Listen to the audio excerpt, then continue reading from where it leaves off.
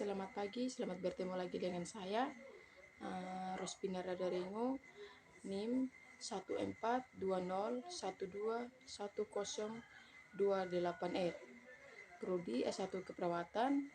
Saya salah satu mahasiswa Stikes Nusantara Kupang. Nah, di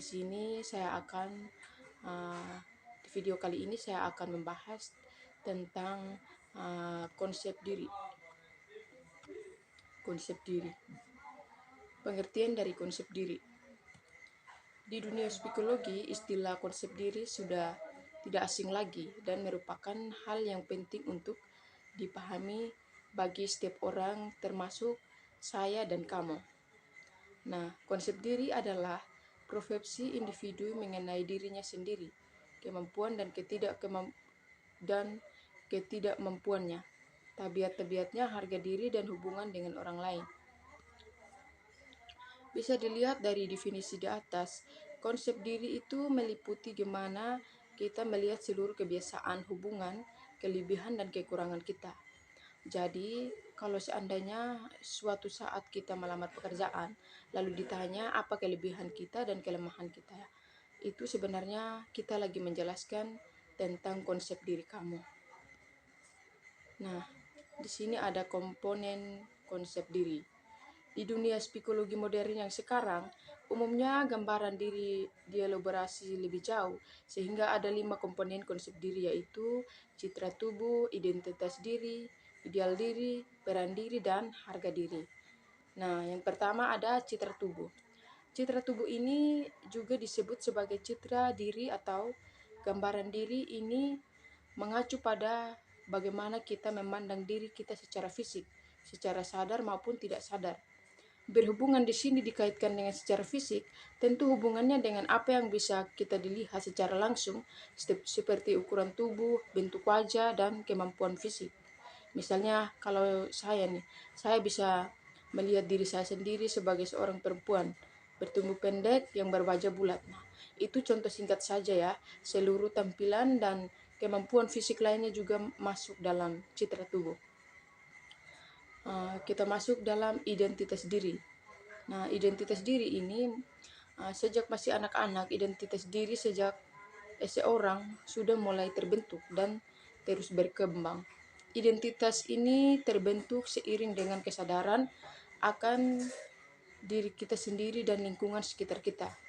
Maksudnya kesadaran diri akan diri kita sendiri apa nih? Ya, seiring dengan waktu kamu mulai sadar bahwa kamu memiliki perbedaan dan keunikan dengan orang lain yang membuat kamu menjadi sadar diri. Kemudian ideal diri.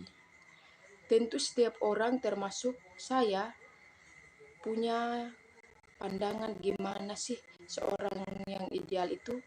Nah, sosok ideal ini berbeda-beda sebagai setiap orang berdasarkan standar pribadi masing-masing. Jadi bisa dibilang ideal diri itu seperti semacam cita-cita diri sendiri untuk menjadi sosok ideal yang didambakan. Kemudian peran diri. Selanjutnya peran diri itu mengacu pada bagaimana perilaku, sikap, nilai, dan tujuan yang erat berkaitan diharapkan masyarakat atau kelompok sosial di sekitar seseorang.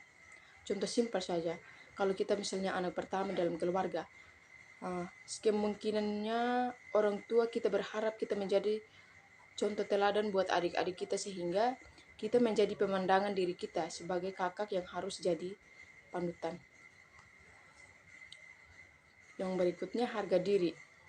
Harga diri atau self-esteem merupakan persepsi seorang akan hal-hal yang telah dicapai dan bagaimana seseorang sesuai dengan sosok idealnya.